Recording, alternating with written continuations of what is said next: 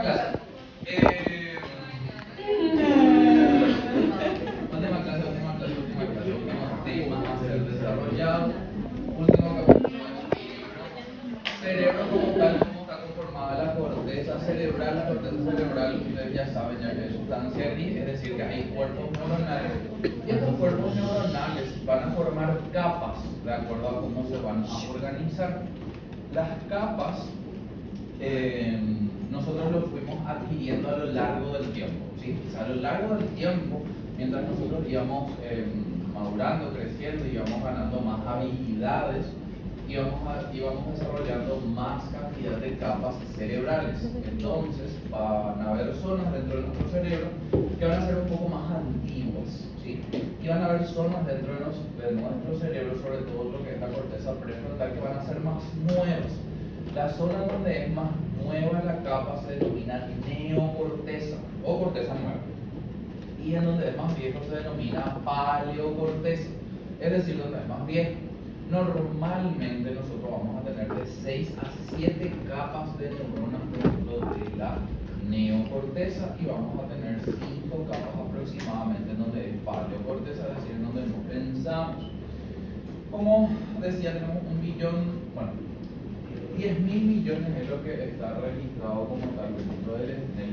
En cuanto a cantidad de neuronas, sabemos que las neuronas no tienen una capacidad de división a excepción de la zona hipocámpica, es decir, por eso es que una persona puede ser que tenga la capacidad de recuperar la memoria si es que por un accidente, por ejemplo, lo llega a perder, pero aún así es como que limitado, no es 100% efectivo. Y la otra zona es la corteza olfatoria, la entorrinal y la piriforme. Por eso es que cuando, por ejemplo, llegamos a perder el olfato, podemos llegar a recuperar. Podemos, no es algo certero, pero son las dos zonas del cerebro en donde puede haber un proceso que se denomina neurogénesis. Neurogénesis general, ¿sí? O sea, se puede generar neuronas de nuevo o de nuevo, pero solamente en esas dos áreas. En el resto de la área lo perdimos, ya está allí, ya no hay nada que hacer. Bueno, ya se perdió. ¿Cuáles van a ser las células que nosotros vamos a estar encontrando? Es decir, todas las células que vamos a ver, todas son neuronas, pero tienen nombres específicos. Por ejemplo, las células piramidales. Las células piramidales normalmente las vamos a encontrar en la cuarta capa de la corteza cerebral. También se llaman células gigantopiramidales o piramidales de Betz, que se escribe de esta manera. Nada, son neuronas muy grandes, ¿sí? Normalmente la mayoría de ellas son motoneuronas, ¿está bien? Estas motoneuronas y algunas que no van a ser motoneuronas, que sí van a ser de otro tipo, también van a formar parte de lo que van a ser fibras de proyección, de asociación o comisurales. Es decir, sus axones pueden dirigirse o a la médula o a otra parte del mismo hemisferio o pueden cruzar, ¿okay? Otras células que vamos a tener también neuronas, células estrelladas, también se llaman células granulosas poligonales, ¿sí? Estas van a ser más pequeñas.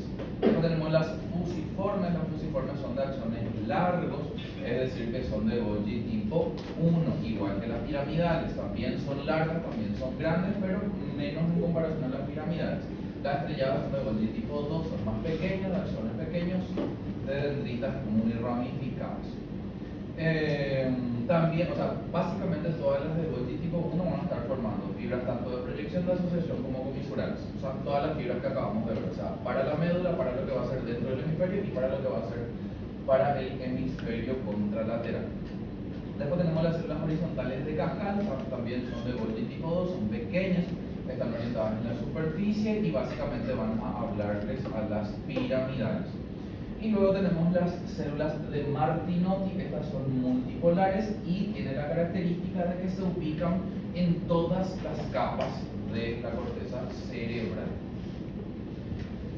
Bueno, entonces básicamente vamos a tener de esta manera las células horizontales, vamos a tener las gigantopiramidales de Betz, vamos a tener las fusiformes, vamos a tener las de Martinotti, que básicamente van a estar dentro de todas las capas, y las estrelladas, ¿okay? Entonces, a partir de estas células vamos a tener, como les digo, en promedio normalmente siempre 6 capas dentro de la corteza cerebral. Cuando hablemos de una neocorteza va a existir una séptima capa, y cuando hablemos de paleocorteza va a haber una capa media. ¿Cómo se denominan esas capas? Se denominan de esta manera: capa molecular, que sería la más externa, la más superficial, la que va a estar en contacto con el hueso; granulosa externa, piramidal externa, granulosa interna, piramidal interna y multiforme. ¿Sí? O sea, básicamente tenemos que recordarnos del primero y del último: la más externa molecular, la más interna multiforme. ¿Qué vamos a tener en el medio? Granulosa y piramidal, externa e interna. ¿Ok? Bien, entonces, la capa 1, en la capa molecular, vamos a tener pocas células, ¿sí?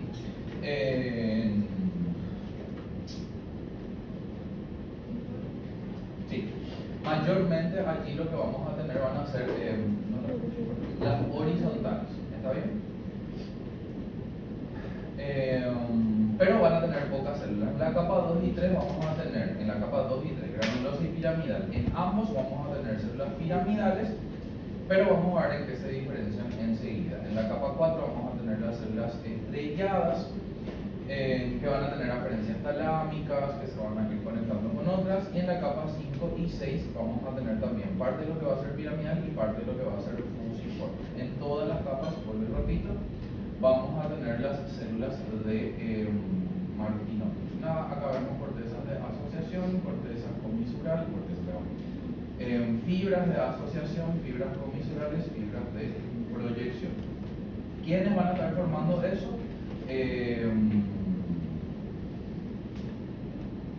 La piramidal, sí o sí, y la fusiforme. Bueno, capa molecular, la más externa, como también se llama plexiforme. Va a tener dendritas, porque recuerden que casi no va a tener células, va a tener dendritas, piramidales, fusiformes, axones de las estrelladas y las de Martinotti, que siempre están en todos. ¿Ok? Entonces, pero básicamente van a tener dendritas, la capa más externa. La granulosa externa va a tener células piramidales, pero pequeñas, no las gigantopiramidales de Betz.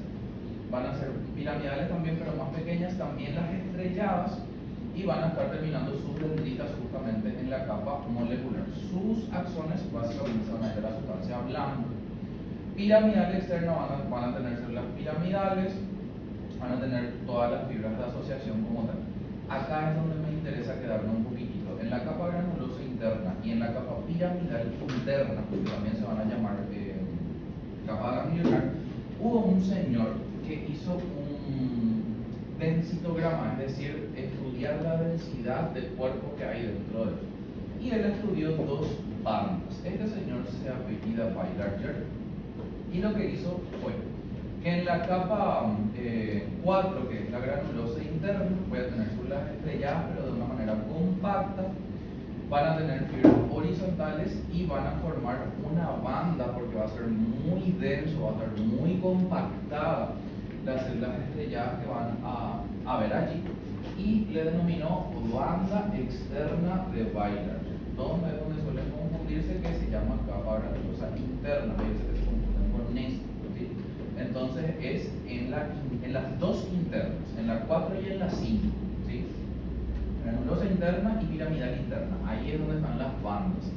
En la granulosa interna está la banda externa de Weilarger, y en la piramidal está la banda interna de Weilarger. Misma situación, también hay células compactas. La diferencia es que en la piramidal están las gigantopiramidales de Betz como tal, las estrelladas, las de Martinotti, que están en todas, y bueno, también están muy compactadas. Y luego está la capa multiforme, o de células polimorfas, en donde vamos a tener en su mayoría células fusiformes, ¿sí? Fusiformes. Y también las de Martinotti. Entonces, ¿qué me es interesante acá? Que en la molecular, que esta primera casi no tenemos células, y cuando tenemos células mayormente van a ser las células horizontales, y en la multiforme, que es la última polimorfa, lo que vamos a tener mayormente van a ser las de fusiforme. En el medio básicamente vamos a tener las piramidales y las estrelladas. ¿Ok? Bien. ¿Qué me es interesante recordar De ahí, todo lo que va a ser el núcleo ventroposterolateral del tálamo o los núcleos del tálamo ventroposterolateral se van a dedicar a todo lo que va a ser el sensación, ¿sí? Es decir, se van a dirigir al área somatosensorial primaria, ¿sí? ¿Cuáles eran eso? Lo de Brodmann, área 3, 1 y 2, ¿ok? Es decir, a la circunvolución postcentral. Que yo le estoy agregando acá que ya les comenté en algún momento que también es el núcleo ventroposteromedial. ¿Cuál era la diferencia entre el núcleo ventroposterolateral y el núcleo ventroposteromedial? Que el lateral se encargaba de todo el cuerpo como tal, o sea, el cuero cabelludo y el resto del cuerpo, pero que el ventromedial se encarga del rostro, ¿sí? Pero todo sí se va a lo que es el área somatosensorial primaria, ¿ok? ¿De dónde viene todo lo que va a ser lateral? De todas las fibras ascendentes que estudiamos, de la fibra tautem-pre, ¿sí? O sea, todo lo que sea dolor, todo lo que sea temperatura, todo lo que sea tacto fino, todo lo que sea tacto grueso, todo lo que sea presión, ¿ok? Dentro de las fibras que estudiamos. ¿Quién le va a estar inervando al núcleo ventroposteromedial? El quinto par craneal. El quinto par craneal se encarga de lo que es la sensación en el rostro, ¿está bien? Y también allí participa el séptimo, que es el facial. Recordar que ambos nervios son mixtos, tanto el quinto como el séptimo, por lo tanto, no solamente se encargan de la sensación, la sensación sí va a ser en el NBPM, no en el NBP, sí, en el NBPM, la lengua ya. Pero aparte de eso, el quinto y el séptimo también se van a encargar de mover el rostro. Está bien, el quinto básicamente va a ser todo lo que tenga que ver con la masticación, todo lo que tenga que ver con movimientos, pero el séptimo se encarga de las gesticulaciones, ¿sí? De la sonrisa, de la tristeza, cosas por el estilo. Bueno, de ahí van a tener conexiones con el área somestésica o somatosensorial secundaria, que son el área 5, 7 de Brodmann, es decir, del 3, 1, 2 va a pasar al 5, 7 hacia atrás, que tiene que ver con el lobulillo parietal superior e inferior, pero también va a dar información al área motora primaria, que es el área 4 de Brodmann. ¿Se recuerdan que del 3 pasaba un tercio de sus fibras al 4 para que nosotros sepamos cómo movernos de acuerdo a lo que sentimos? Cuerpo geniculado lateral y medial, ustedes ya lo saben, ya que el cuerpo geniculado lateral va a tener contacto con la visión, y el geniculado medial va a tener contacto con la audición. ¿Qué es lo que les agrego acá? Que se va a dirigir, la visión se va a ir al área de Brodmann 17, que también se denomina área visual primaria, y de lo auditivo, que es el cuerpo geniculado medial, se va a ir al área auditiva primaria, que es el área de Brodmann 41, 42. ¿Tienen que saberlo? Sí. De allí, la visual primaria se va a dirigir a la visual secundaria. ¿Cuál es la visual secundaria? 18, 19. Y la auditiva primaria, que es 41, 42, se va a ir a la auditiva secundaria, que es el 22. Recordemos que el 22 forma parte del área de Wernicke. Así que es muy importante que lo que nosotros escuchemos realmente se dirija al área de comprensión del lenguaje. ¿Ok? Pero es una parte. ¿Cuál es la otra parte del área de Wernicke? ¿Por qué acá no dice área de Wernicke? Porque el área de Wernicke es Brodmann 22, 39, 40. ¿Ok? Núcleo solitario no es muy importante, pero el núcleo solitario básicamente es lo que se va a ir al área de Brodmann 43, también se llama ínsula de Rayleigh y se encarga del gusto. Pero sí se va a la corteza cerebral. Nada, no me parece muy importante. Y el bulbo olfatorio se va a ir al área olfatoria primaria, que son la periamigdalina y la prepiriforme, o también conocida como área entorrinal. Y de ahí se va a ir al área olfatoria secundaria, área 28 de Brodmann. Sí, realmente estos dos no es que me sean muy importantes, pero estos de acá arriba sí o sí tienen que saber.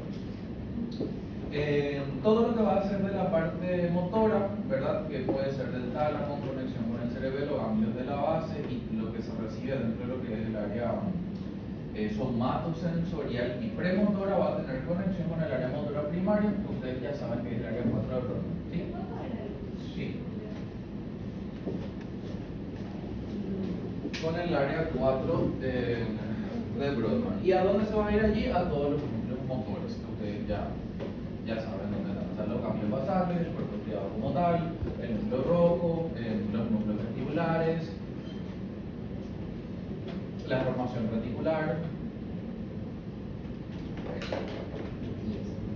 Bueno, entonces, ¿qué es básicamente lo que quiero que sepan con respecto a las divisiones en cuanto a lo que va a ser área de Broca?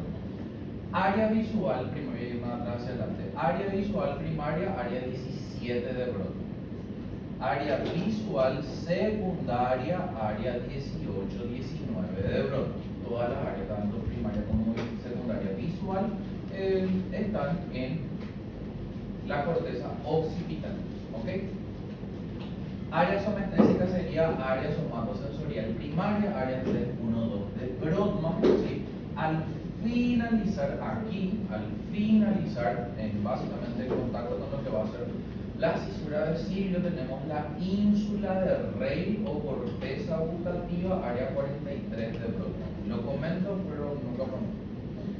En la parte secundaria somestésica, en esta zona vamos a tener el 5-7, ¿sí? Que son las somestésicas secundarias. Wernicke es parte del 22, 39-40. ¿Dónde está el 22? Todo esto que está acá. Y la parte posterior del 22, que es la corteza o el área auditiva secundaria, recibe información de la corteza o área auditiva primaria, que corresponde al 41-42 de Brodmann. Motora primaria es 4, premotora es 6, motora suplementaria es 8, área de Broca es 44-45, y eso es lo que quiero que sepan en 4. Eso nomás.